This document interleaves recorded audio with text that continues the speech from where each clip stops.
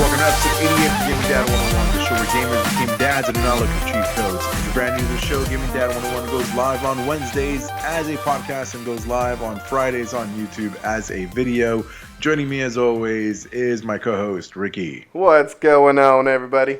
All right, everybody. First thing is first. I apologize. All sorts of things happened last week. I got injured. I screwed up my back. As you can see, I'll have a new background. That's because my back is still not great. I need to sit on a couch right now just to be able to sit. So, with that said, I apologize about last week. Last week actually affected both shows without me even attempting or realizing. So, GeekEnd cast as a whole came into a crash last week with we posted ads for an episode that wasn't even posted for Control C because I don't know. I have no clue what happened, man. I have no idea what happened. I thought it was up and it just was not. So that was fun. It was an interesting week last week, but here we are. Hey, now we know how much power you hold on this network. I don't like it. I don't like it. So. What's up, Ricky? How's it going, man? Welcome back. We're back at another episode, man. I know. I'm excited. I missed you. I know. I missed you too, man. How's it going? Not much. You know, I got to catch up to play a couple games.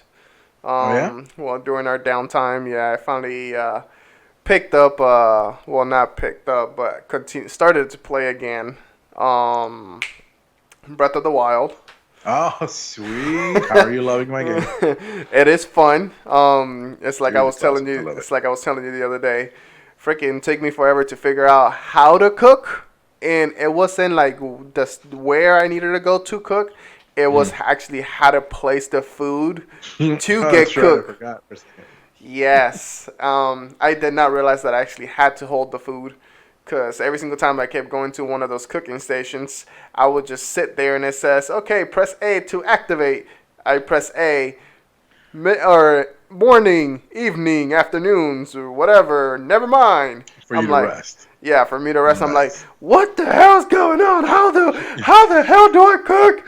So I know I had put it down a couple times just because I couldn't figure it out until I think I picked up an apple and I think I was holding it by accident when I approached it.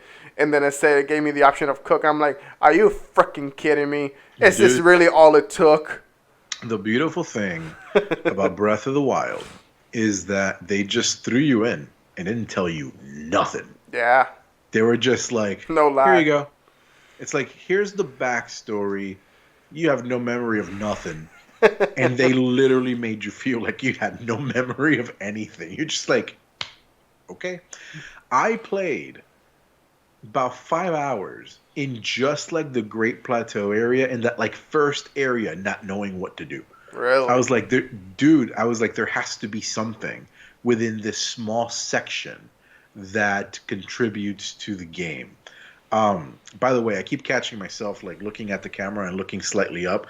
It's because I have the monitor with Ricky slightly up, so I apologize, everybody. The setup is different for your side. The setup, it's weird today. But as I was saying, it's beautiful because you have no clue what to do. So like in traditional Zelda fashion, I was like, there has to be something here that I'm missing. There has to be some sort of trigger, some sort of dungeon. Nope. And it was literally until I got sick and tired and I was like, you know what, screw it. I'm just going to go that way. That's when I started playing the game. There you go. Yeah, no, I will say this has been a very fun game. Since I mentioned it in the past, that this is actually the first Zelda title that I'm like truly jumping in. So playing it, I mean, it's a really good game so far. I'm Hurry enjoying up and it. play this one so that you can get invested, and then when Link to the Past comes out, you can borrow it when I'm done. Because you bet your bottom dollar I already have that pre-ordered. There you go. So hard. There you go. Now, what's another thing that I've played? I've played the Harry Potter Wizards Unite. I think within one day, I went up to like level 7. Oh, jeez. So you didn't just like play it; you like played. Yeah. Wizards Unite. Yeah. Okay. Within, I think, I don't even know how long it took me. I want to say it was definitely several hours that I was playing it like straight. And luckily, that was because fortunately, where we work, I realized that they're using the same exact Pokestops. The same geolocation as Yes. Pokemon. And there So, happens to be a Pokestop right outside. yeah, well, no, like right at my desk. Oh, So Jesus. sometimes my character actually walks over to it without me actually walking over there. So I'm like, okay, I guess I'll. It's a hotel in a diner. So I'm like, okay, I guess I'll go to the diner. I'm closer. Let me go ahead and execute the level whatever and give me energies and legit like that. I in one day I went to level 7. Interesting. Yeah. All right. But yeah, I kind of stopped. You can't stop. Yeah, I kind of went to a dead halt now. What do you mean at that? Did you start spending money on it? No, heck no. That Oh, is okay. why I went into a dead halt, because you have just like Pokeballs. To me, Yeah. for some reason, I found it a lot easier to find Pokeballs or to obtain Pokeballs than I can of trying to obtain energy for my Huh. wizard to be able to continue doing the stuff that he needs to be I doing. wonder if that's by design. I do not know, but because of it and where I'm currently staying at my dad's house, Hmm. there is like nothing around me. Like, I mean, nothing for miles. Welcome So, to why I stopped playing Pokemon Go. There's nothing in like my immediate neighborhood, and it was just yeah. like I'm not traveling like freaking 10 minutes on a No, like, car just to get to an area that has something. yeah. So I Uh, have like no stops at all, like around my area. So because of it, I'm not gonna spend money. So yeah, that's kind of one of the big reasons why I kind of like stopped in my tracks. Another thing that I tried to pick up and play was Elder Scrolls Blades. I did the first nice. mission, but this whole tapping thing, to me, sometimes it feels like I'm tapping, but I'm not getting anything accomplished.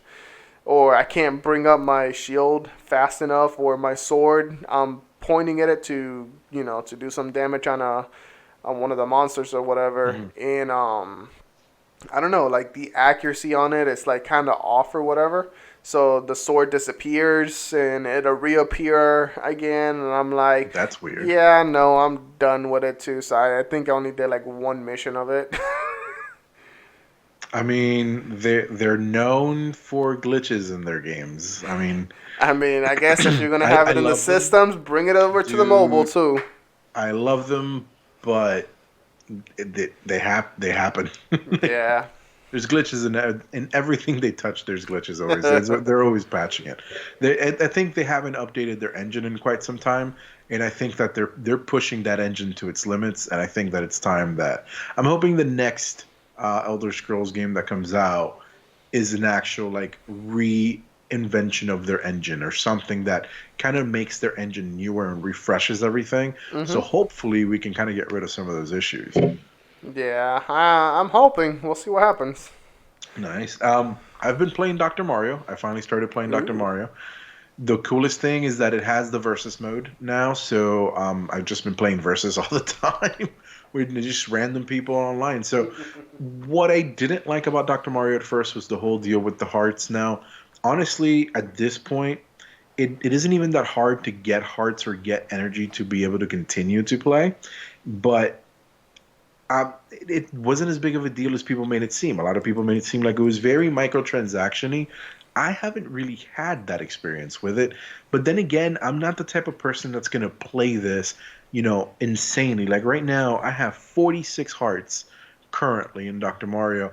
And I mean, that's 46 tries that I could have before I even have to potentially start paying money because you keep stacking them up. So I don't understand why it was such a big deal when it first came out.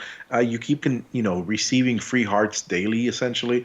So I don't know, but I've been playing Dr. Mario. That's been really fun. Anybody who hasn't tried it, definitely try it, especially for the versus mode. My wife and I have been playing it back and forth like intensely. So the other day we were laying in bed playing it till I ended up dropping the phone on my face. So highly recommend it. And then the other one that I've been playing is Brawlhalla, which is a free to play game, and I don't know why Ricky's being charged for it. So, I've actually, here you go. Ha. There we go. okay. It's downloading now. Oh, so you're downloading it now. So what happened, Ricky? So Did you look up the wrong thing? no, I did not look up the wrong thing. I just didn't look all the way. And the reason why I'm saying that is because I typed Brawlhalla, and it's coming up right now. And the one that I saw was Brawlout, which is right underneath it. Oh, got it. I see. Okay, that Yeah. makes sense. And I saw the price. I'm like, no, I'm not doing all that. So I actually confused it. So I'm actually downloading it now so we can play. All right, cool. So if you haven't checked out Brawlhalla, it's essentially a free-to-play Smash Brothers. It's actually really neat. The microtransactions don't feel very like Inuit. It's very much like League of Legends in that you have a character rotation.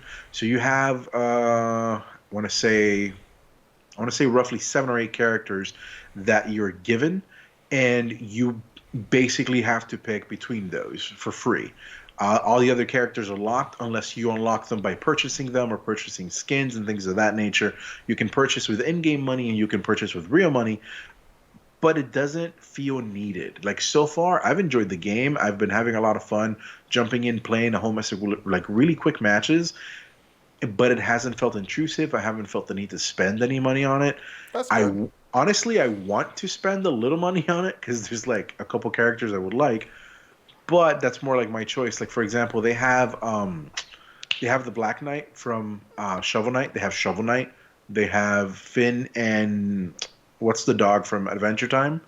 Okay. I don't They know. have the character from Adventure Time. I haven't watched They have Adventure Time, so I don't know. they have Hellboy and things like that. So they have characters that like make you want to buy it, but it isn't a necessity. You can 1000% enjoy the game without spending a dime. And so far, I've been enjoying it for like little quick matches. You know what I mean? That's It loads fairly quickly, and I this part I'm not sure, but I believe it is cross platform. I'm not sure if Okay. the Switch plays with other platforms.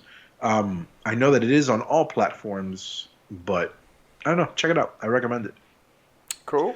I was playing it on PC at first, and then when I found it on the Switch, I was like, "Oh my god, awesome!" Because sometimes trying to get on the PC is a pain in the butt. So trying to get time or whatever with the Switch, I can play wherever. I've really been leaning on my Switch lately. Really?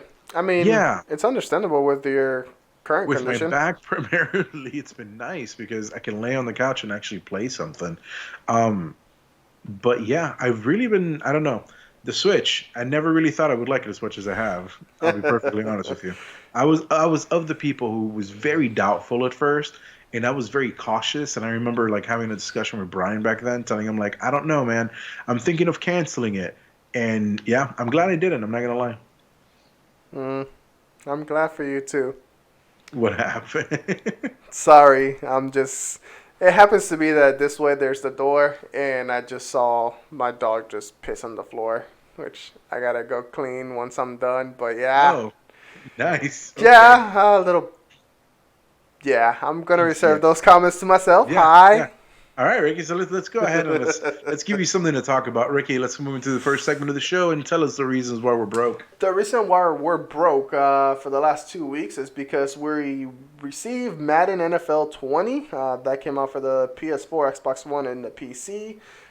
We have Church in the Darkness that came out for the PlayStation 4, Xbox One, Switch, PC, and the Mac. Then we also have Age of Wonder, Planetfall, that came out on PlayStation 4, Xbox One, PC on August the 6th. And then on August the 8th, we have Necro Barista coming out for the PC. Not bad. No? Not a bad week at all. So let's go ahead and get into the news for this week. I want to start with this article that I found. It's over on Ars Technica if you want to give it a read. But essentially, it's reasons why EA won't publish games on the Switch. During an earnings call last week, somebody pointed out that the Sims franchise would be a natural for the Switch, and they were curious as to how they determine what games go onto the Switch and what doesn't. Wilson, the CEO of EA, responded with, anytime we're evaluating platform conversations, we're really looking at a couple of things. One, does the game really fit the profile of that platform in terms of the control of the community ecosystem? Two, do we think the community playing on that platform would appreciate the game to go there, or would they prefer to play it somewhere else? We have a lot of data that would suggest a great many Switch owners also own a PlayStation 4 or Xbox One or PC, and very often choose to play the games that we make on those platforms, even though they have a Switch and they enjoy a lot of great content on the Switch. And so there is always an evaluation process that goes on a case by case basis. And I wouldn't say that The Sims would never go on the Switch, but I think we're doing really, really well attracting Sims players. As we said, we did the promotion of the last couple of months. The promotion of the last couple of months brought in 7 million new Sims players that we expect will engage in that community on a platform that is really tailored to user-generated content, creativity, and customization. What do you think of this quote? I mean, to be fair, it makes sense in parts. Okay. Do I think that, for example, let's use The Simpsons. That's the title that we're using. Currently, I personally don't think that Nintendo currently has the largest online community adaptation at this time. At least I don't think so at the moment. I don't know. I will have to look at numbers. I don't have that information. So I can kind of potentially see why those, stats that they have would basically go over to either the PlayStation, Xbox, or PC. I'm assuming PC is probably the largest community for that game.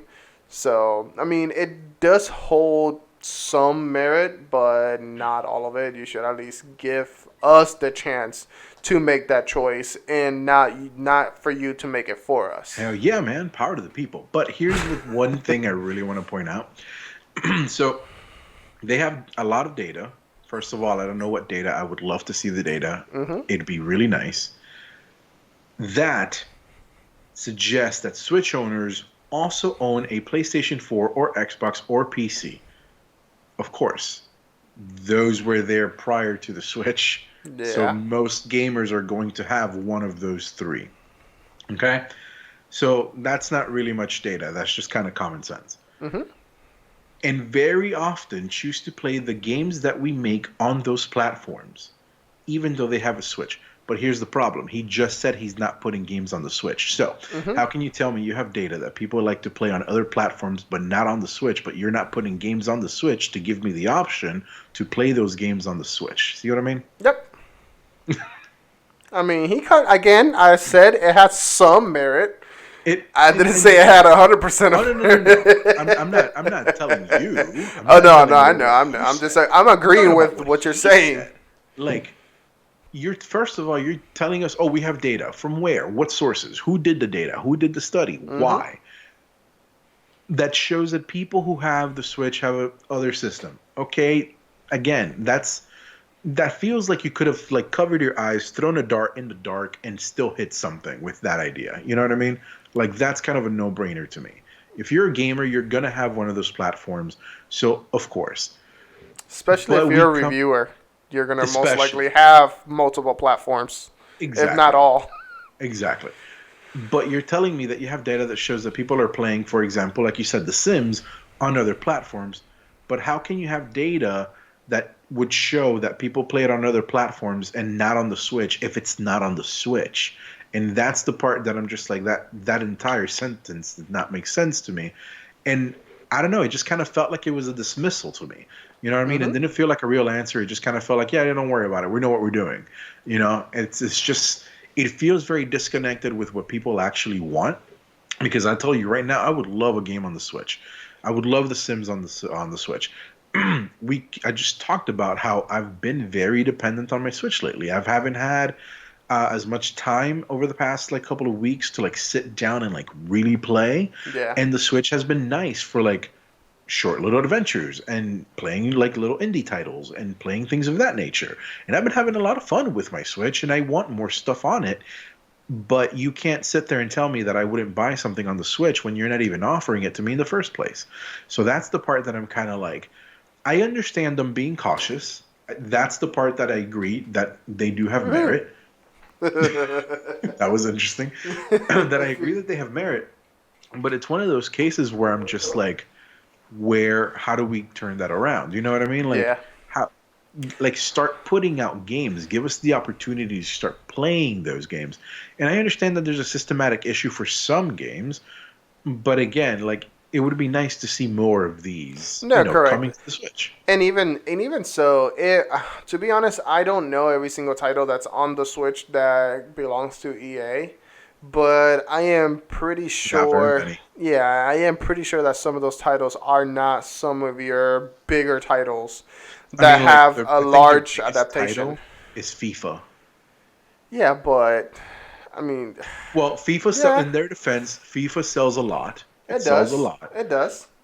but Not it's everybody's into not sports game. I'm sorry. exactly. Not It's not like everybody's a into sports majority game. producer. I know that they have NBA, Oh, but they need to have, instead of trying to tailor so much or limit the Switch, owners just to sports game, it's okay. I can kind of see why you don't have a large adaptation of those games, because the Switch, yes, while it's portable and it's fun, it doesn't play those games, you know, as well as you yeah. would, in a system. One, because your buttons are a lot smaller, especially when you're playing some kind of competitive game. Having smaller buttons makes it a little bit harder to be as competitive, unless you're upgrading to one of those pro controllers or something like that. Yeah. Something like The Sims, something that is a lot more slower pace, something that, is just more of a time killer and have fun and role play. And here's the big thing: it has a touch screen, Ricky. You can Yeah, use that. exactly. And I mean, certain games have better capability with the Switch than others, in other words. And sports games are not going to be one of those that are going to get adapted as well as any other system. Yeah. So it's a shame, but I find it interesting, and it's just kind of again, I want more games to come to the Switch. I think the Switch is this nice little magical device, and I wish it was a little more powerful. But I think that this is just the beginning, and I think we're going to eventually get something that it would be nice to see Nintendo come out with something that like matches PlayStation 4, but like portable. You know what I mean? Like Do, that would do, be sweet. do you know? Do you know what would be more Shut magical? up, Ricky. Shut up. I can't. I can't believe I just set you up for that. I hate you so much. An Xbox handheld Switch. I mean, you technically just said it, but I'm with aware. I'm PlayStation, aware. I'm you said aware it was that I just Sony, said you it. traitor. I You didn't went with say it was. Sony. First of all, traitor is nothing. All right? I've always been a PlayStation fan first. All right. Traitor. I Well, came up never. with I the used to be idea a Nintendo first. fan first. I gave up on Nintendo, then went to PlayStation.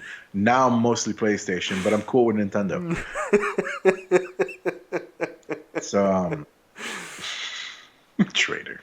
Okay, fine for you. Nah, because PlayStation didn't even do so well with the Vita, so never mind. I'm sticking to Xbox handheld. Moving on. If you're playing Harry Potter Wizard World, Wizards Unite, my bad, not Wizarding World. Wizards Unite, a new update has been released, update 2.2.0. The new foundables and quality of life improvements. They announced that they are going to have foundables like the Quidditch fan Hermione, Quidditch fan Neville, Quidditch fan Luna, Quidditch fan Seamus, Gryffindor Quidditch banner, and a whole mess of other quality of life fixes and bug fixes of all kinds. So if you want to go ahead and check that out, it is listed over in their website. You go ahead and check out this update. Ricky, you interested in that? I mean, the game itself is 'Cause, I pretty mean, fun. again, you're level 7, so I'm assuming that you're pretty much in. No, yeah, the game, like I said, the game itself is actually pretty fun, believe it or not. I personally, then I am not following the story. I'm kind of just skipping through the story. But the battle system that it kind of has is you actually tracing the movements of the wand instead of just flickering your finger to toss a ball. So that's a little bit more entertaining than the Pokemon Go version. Okay. But yeah, no, I'm down for it. I'll check it out once I get more energy. Once I get more energy. I'm very limited. It's hard to get energy on it. It's not hard, but every single time you get it, it's only like 3 to 4 energy bars that you get. So, and you use those pretty quickly. Especially if you only have like one stop, you can only activate those places every 4 minutes, every 4 to 5 minutes. I can't remember the exact time. So I have to get 4 energy bars, wait about 5 minutes, get another 4 energy bars. I'm only at 8, and I'm already 10 minutes in, and I got more things to do. See, again, that's why I like Dr. Mario. I didn't have to worry about that much. It's just all right, cool, I'm done. Bye. And that's again, that's why I kind of connected with it. But the last news article, news if you want to call it that, but I did want to talk about it a little bit. So Ninja, the popular Twitch streamer Ninja, left Twitch. He now went exclusively to Mixer. So now there's, of course, all these like major streamers on Twitch that are coming out and saying, oh, what it would take for them to switch and to go ahead and switch over to Mixer. Dr. Disrespect is the latest one to come out and basically state what it would take for him to switch over. I don't really want to get into that. Ricky, not the you. Really, what I wanted to get into mostly about this article is we're starting to see these Twitch streamers kind of like wanting to go switch over and leave the camp. One, do you think it's a good idea? And two, is this the end of Twitch? Like, is Mixer going to be like the next big platform? And is there even room for a next big platform, really? I know that when Mixer started, when I was making my personal YouTube channel back in the day for Picky Gamer Dad, I actually did debate if I wanted to go to YouTube, Twitch, or Mixer. Because I know that when Mixer was just starting, it became a lot easier to go more mainstream and get recognized and everything, just because all of the big players, were like sticking to Twitch. So anybody YouTube. Coming to check out a new platform, oh, hey, look, this person's on. Exactly. So it made it a lot easier for any newcomers coming out. For my understanding, Mixer is a pretty nice app, to be able to go and do your business on there. My guess is the Go on. Damn it, Chris. Damn it, Chris, nothing. You're the one who said it. You threw me off. But yeah, I mean, I guess either you're getting tired of whatever Twitch, I guess they're already getting to the limit of how much more money you can make in Twitch. And they're trying to go over to a brand new platform where hopefully there's not that many big players over at Mixer, so they can gather even twice the audience the that they would have. Whatever, yeah, exactly, that they would have on their legacy or platform that they're currently in or were in. Fair enough.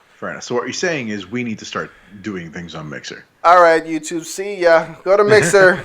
Gaming Dad 101. GeekEnd Cast. Yay. Do it all. We'll do it all. Right now we don't have a contract with anybody. We'll do it all. Nope. So, I mean, it's fair, and I've heard a lot of Mixer having better apps and better like app integration with the streamers.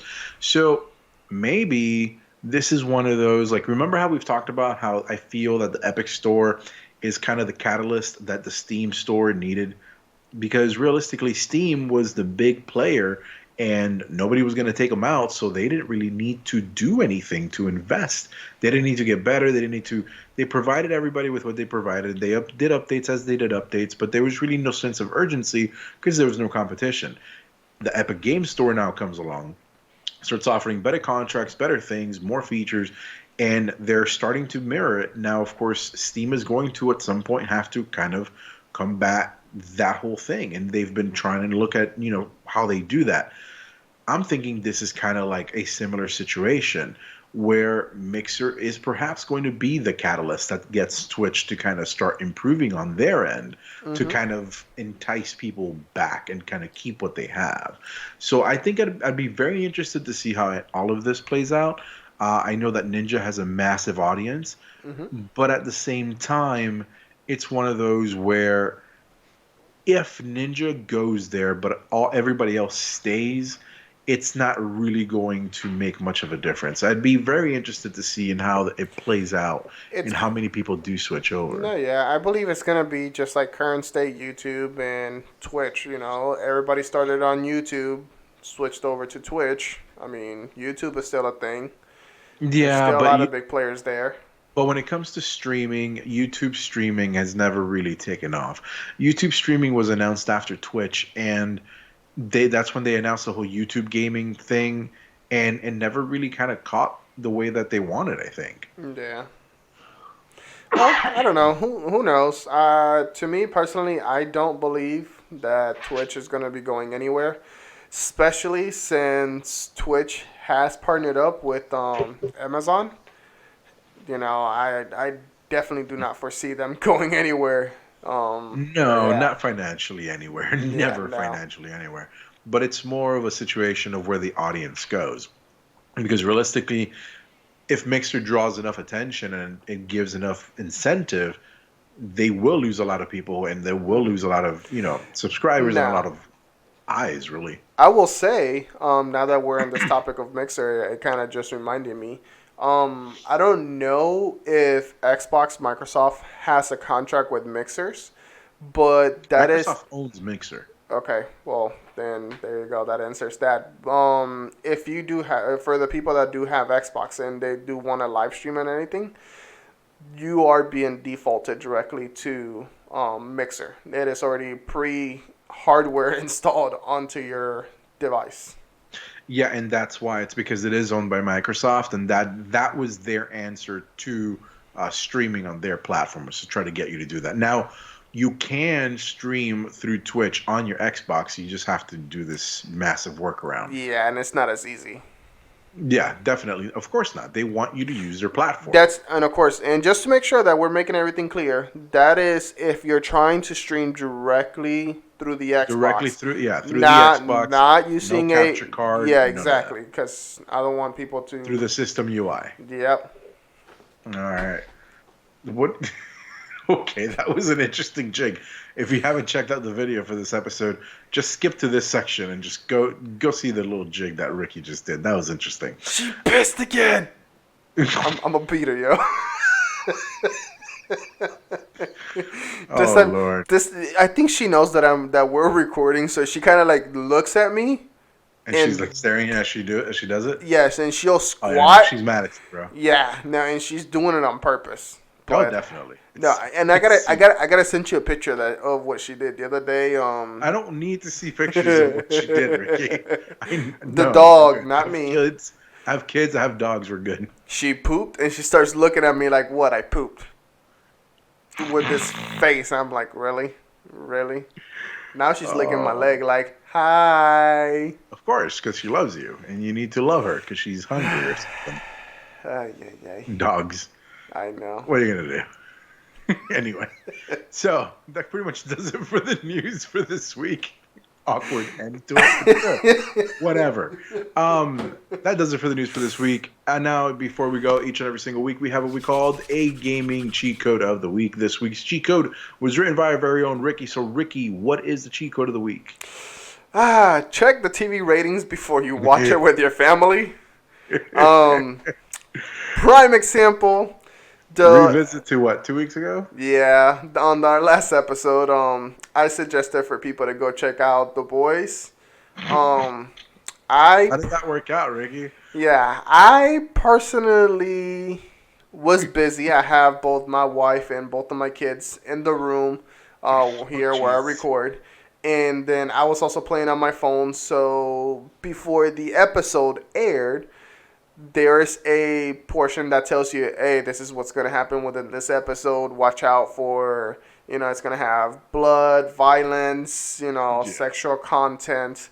And apparently also on there was the letter R for rape. Again, I completely missed the whole entire portion of of the start. So I am sitting here, a little spoiler. I'm not going to mention names or anything, but it's within the first 5 minutes, so it's not like I'm spoiling anything crazy. Oh. There's a couple standing on the sidewalk. The female is probably about half a foot on the edge of the sidewalk and on the street. Out of nowhere in slow motion, you just see blood splatter everywhere, guts, everything falling on his face and all that stuff. Yes, guts and everything. Okay. Super gory as hell. And the next thing that you notice is, apparently, for those that didn't know, Boys is based on people with superpowers. So a lot of the superpowers are similar to superpowers that you know from DC and Marvel. This character ran through her. He has super speed and completely obliterated this female. And because he wasn't able to stop. He was in, I'm not going to tell you why, but yes, he kind of just was out of focus, ran straight through her, and she exploded. And then all you see is just the guy just holding the female's hands that are left. Yeah, I was just like, wow, everybody get out of the room. Okay, then. Yeah. It was, one thing is you show, okay, a person got ran over, dead, fine. I'm fine with the hands just being left behind. But all the blood and it was a little too much. There were some sexual scenes also that happened on the show that I'm like, yeah, I saw the picture you sent. Yeah. Oh yeah, that ain't nothing. I saw that picture. That's actually nothing. That's the tame stuff. Wonderful. Yeah, that's the tame stuff. Poor children. But yeah, no, there's a person that dies by they got some C4, stuck it up their butthole, and kind of just blew up. And again, you had all of those pieces everywhere. So then, to revisit, watch the show, but make sure your kids are nowhere near. Yes, it is still a good show. It is still a good show. I still recommend it. Just I don't recommend it to watch with kids around you. Fair enough. Yeah. All right. Well, that does it for this week. Thank you so much, everybody, for joining us for this episode of Gaming Dad 101. Remember to check us out next week for a brand new episode. Now, is there anything, Ricky, before we go sign off, anything you'd like to recommend, put out there, sing about? No, not about nothing at the moment.